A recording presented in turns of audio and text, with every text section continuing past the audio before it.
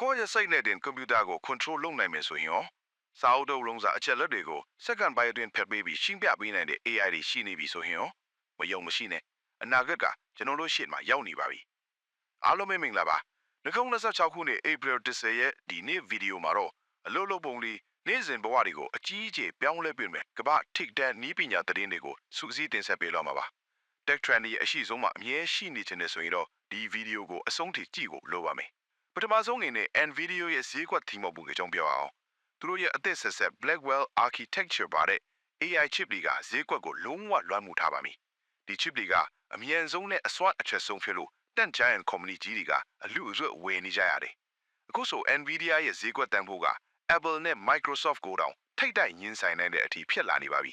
ဒုတိယတစ်ခုကတော့ကျွန်တော်တို့နေ့တိုင်းသုံးနေတဲ့ WhatsApp ပါအခုဆိုရင် user တွေရဲ့ privacy အတွက်ဖုန်းနံပါတ်အစား user name နဲ့ပဲချိတ်ဆက်လို့ရမယ်စနစ် pass keys တွေနဲ့ဝင်လို့ရမယ်စနစ်တွေပါလာပါပြီ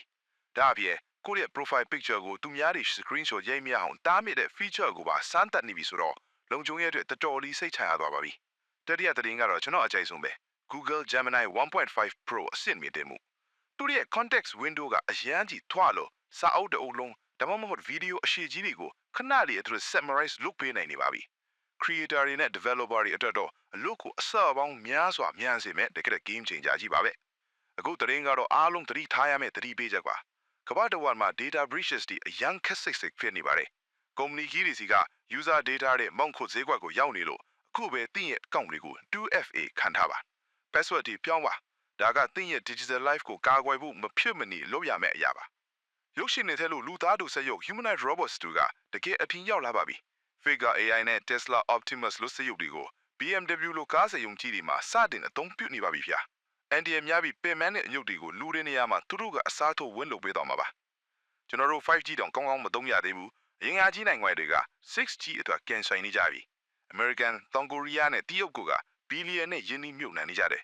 6G ဟာ 5G ထက်အဆပေါင်းများစွာပိုမြင့်မှဖြစ်ပြီး AI နဲ့ IoT လောကကြီးလုံးဝပြောင်းလဲတော့မှသိကြပါတယ်နောက်ဆုံးသတင်းကတော့ကျွန်တော်ကို NO မြင့်တက်ဆုံးပါပဲ Elon Musk ရဲ့ Neuralink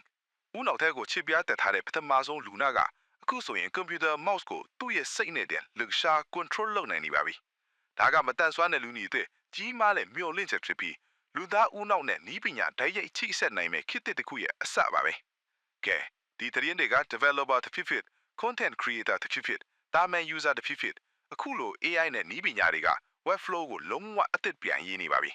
နီးပညာတွေကအစားထိုးသွားမှာမဟုတ်ပါဘူးဒါပေမဲ့ဒီနီးပညာတွေကိုကောင်းကောင်းအသုံးပြုတတ်တဲ့လူတွေကတော့မိတ်ဆွေနေရာကိုအစားထိုးသွားလိမ့်မှာပဲ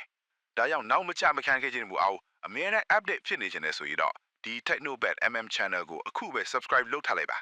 ဒီနေ့ pro သွားပြအထက်မှာဘယ်နီးပညာကအစိတ်လှုပ်ရှားဆုံးလဲဆိုတာကို comment မှာရေးပေးခဲ့ပါအောင်ဗျာ algorithm ကိုတွန်းတင်ပေးဖို့ like button လေးကိုလည်းနှိပ်ခဲ့ဖို့မမေ့နဲ့နော်ကြည့်ရှုပေးလိုက်ကြကျေးဇူးတင်ပါတယ်ကောင်းမွန်တဲ့နေ့လေးဒီအများဆုံးပိုင်ဆိုင်နိုင်ကြပါစေခင်ဗျာနောက်ဗီဒီယိုမှာပြန်တွေ့ကြမယ်